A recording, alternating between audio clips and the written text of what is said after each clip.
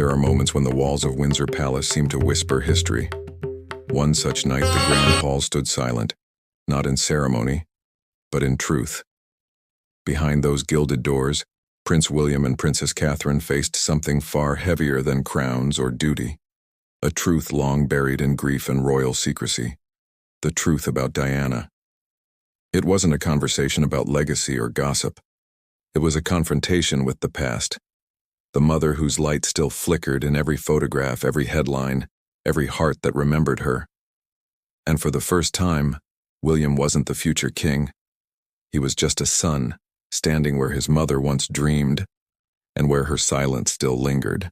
Before we unfold this powerful story, make sure you're part of our royal storytelling family. Hit like, subscribe, and tap the bell icon so you never miss a moment that history almost forgot. And if this story touches you, share it. Because some truths deserve to be heard again, especially when silence has lasted too long. The night had fallen heavy over Windsor. The palace stood still, a fortress of memory under a silver moon. Its windows glowed faintly like the quiet breathing of a sleeping giant. But inside, there was no sleep that night. Prince William and Princess Catherine had returned early from an engagement. The corridors, usually filled with the hum of attendants and echoes of distant laughter, were unusually silent. Even the portraits on the wall, those endless faces of kings, queens, and ancestors, seemed to be watching them. It was supposed to be a peaceful evening, just the two of them, no cameras, no speeches, no royal masks. But something in the air felt different, heavier. As William walked past the long corridor that led toward the West Wing, he slowed down. His gaze fell upon a portrait he had passed thousands of times, his mother, Diana, captured in her late 20s. The painter had caught her mid-smile, eyes alight with something tender and unguarded. The kind of light that didn't belong to palaces, but to people. He stopped.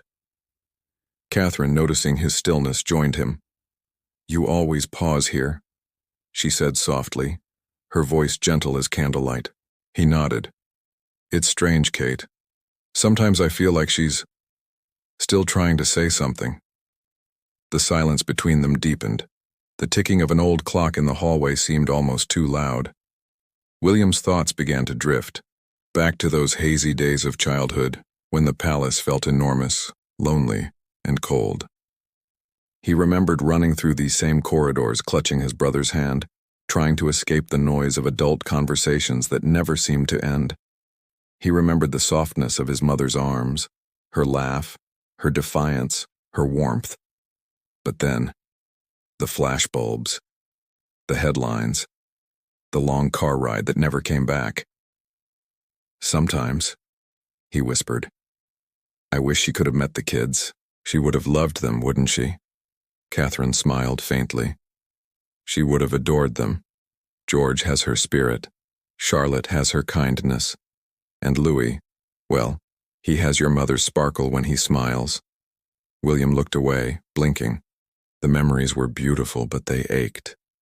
Then came a voice, not from the air, but from deep within the silence. It was the voice of memory, so alive it almost felt real. The storm outside Kensington Palace had passed, but inside, emotion still lingered like fog over the gardens. In the days after the revelation, the world's eyes turned once more toward Prince William and Princess Catherine.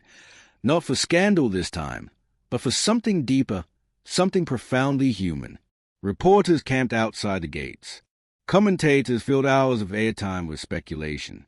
But behind those walls, life slowed to something quiet, almost sacred. Kate had taken to spending long mornings near the nursery, watching their children play. William often stood by the window of their private sitting room, staring into the gardens where his mother's statue stood, a silent guardian of the truth she left behind. You see, grief is a strange thing. It doesn't end when the tears stop. It changes shape. For William, that letter had reopened an old wound, but it also gave him something he didn't know he needed, understanding. His mother hadn't just been a symbol to the world. She had been a woman, frightened, loving, and fiercely protective. And in her final words, she hadn't left pain. She'd left purpose. Kate saw it too. She saw how the burden in his shoulders began to lift, little by little, replaced by quiet strength. "Your mother would be proud," she told him one morning. He looked up, half smiling. "I hope so. Maybe now I can be proud of how I carry her."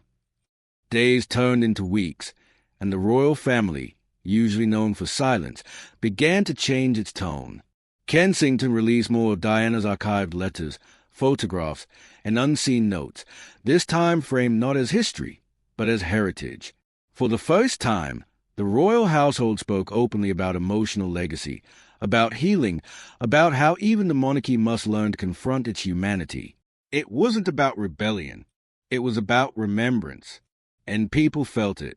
Letters from around the world began pouring in, messages from ordinary mothers, sons, and daughters who said Diana's words still gave them strength. A woman from Canada wrote, "It feels like she's still teaching us how to love, even from heaven." Another from South Africa said, "Your mother's courage gave me the power to leave an unhappy life and start again." William read them all, every single one. Then came the evening that would close his chapter, the anniversary of Diana's passing. Kensington Gardens glowed softly with candlelight. Hundreds gathered quietly, their faces reflecting the flicker of small flames. There were no paparazzi, no microphones, just a sea of humanity standing in silence for a woman who touched millions. William and Kate stood side by side, hands intertwined. Their children stood with them, George, Charlotte, and Louis, each holding a small white flower. As the choir began to hum, "Guide me, O thou great Redeemer," William looked toward the sky. He didn't cry this time, but his eyes glistened with a kind of emotion words can't quite describe. Kate whispered, "She's here, isn't she?" He nodded. "Always." For those who were there that night, it was as if time itself paused. The crowd didn't cheer. They didn't clap. They simply felt. When the ceremony ended, William and Kate did something unexpected, something the palace hadn't planned.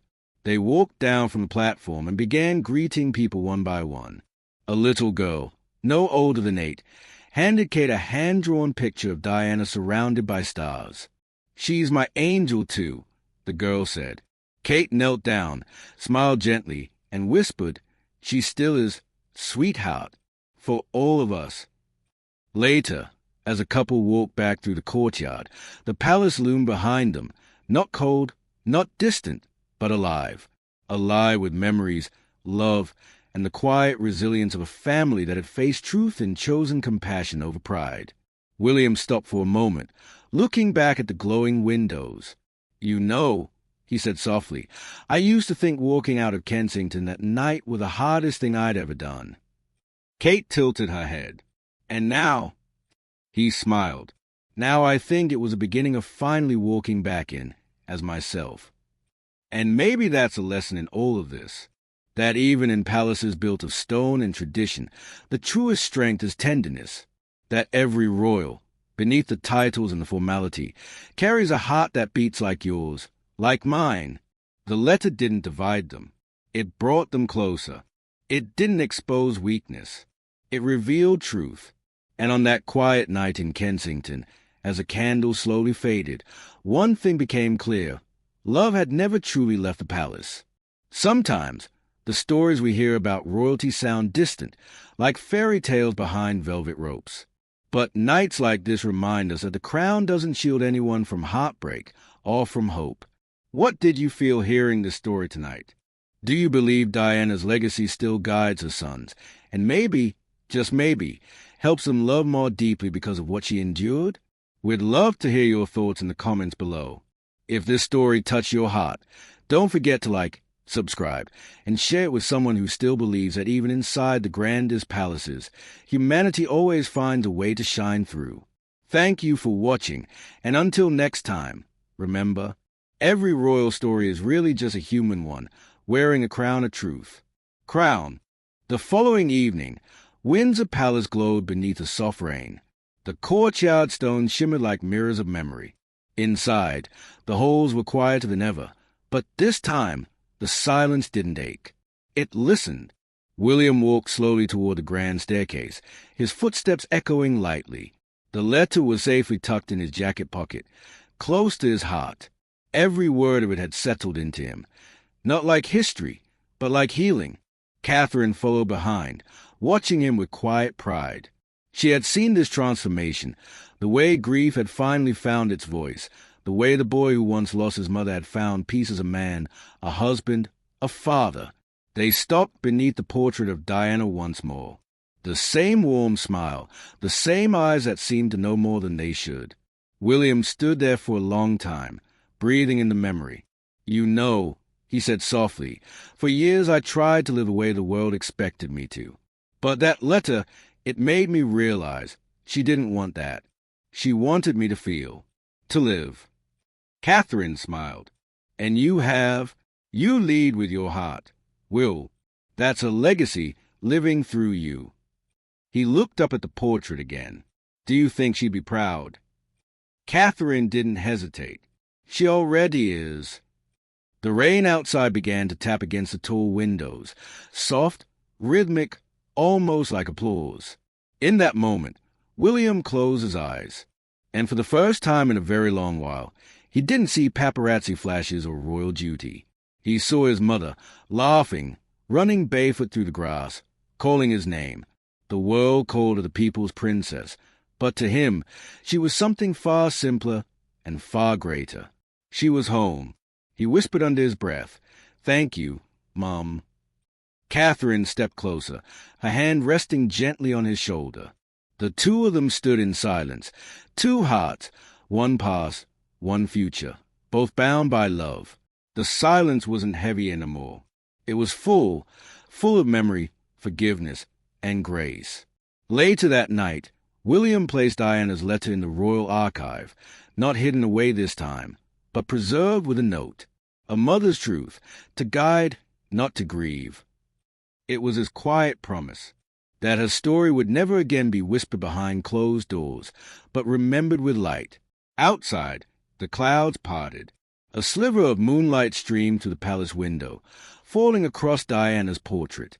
For just a heartbeat, it looked as though she were glowing, smiling at the life her love had built. And in that silent, golden moment, Windsor didn't feel lonely. It felt alive again. And so, beneath the timeless arches of Windsor, silence became something new. It wasn't grief anymore. It was gratitude. For Prince William, that letter wasn't just paper. It was a bridge, a way for a son to meet his mother again, not in sorrow, but in strength. And for Catherine, it was proof that love, even when lost, can still shape destinies. Because Diana's legacy was never just about what she wore or how the world saw her. It was about the way she felt, deeply, fearlessly, beautifully human. And in the quiet truth of Windsor, that spirit still lingers, not in ghostly echoes, but in laughter, in kindness, in the way a mother's love can outlast time itself. Perhaps that's a real story, not of a palace haunted by silence, but of a family learning to listen to the voice that never truly left. So as we close this chapter, take a moment to remember her, not the tragedy, not the headlines, but the light she gave.